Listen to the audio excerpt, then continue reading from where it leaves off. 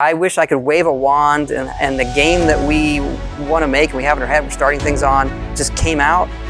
Absolutely. Yeah. But there's other things we want to do, right? Everything takes longer than we would like as well, but we want to make sure we get it right. And if not now, when?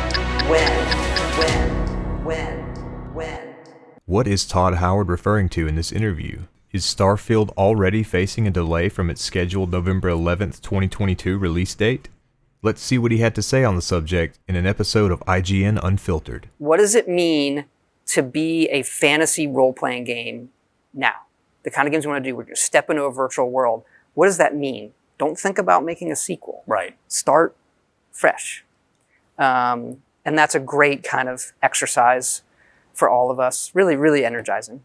Well, I guess what about Fallout while we're talking about it? Because that almost feels like, you've got Starfield, you have a release date that's in, I'm going to call it pencil on the calendar. You've penciled it right now. I don't think no game release dates get written in ink anymore until they've... Yeah, we wrote it pretty hard in that trailer. So. Well, I want to ask you about that in a minute, but...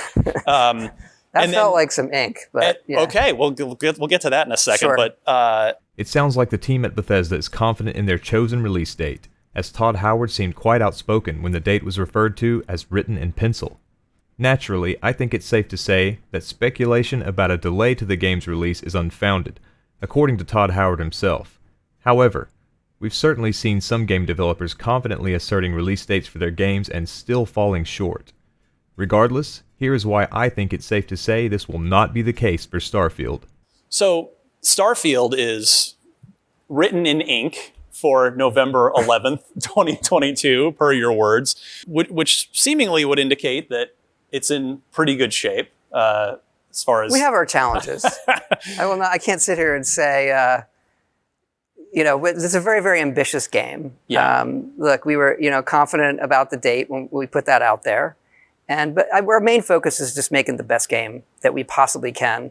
And it's a very, very ambitious game, and we've been through this a number of times, so... It seems to me like Todd Howard, being a veteran of the games industry, and having been through the development cycle with his team so many times, would know what to expect and how to mitigate any issues that could arise in late-stage development.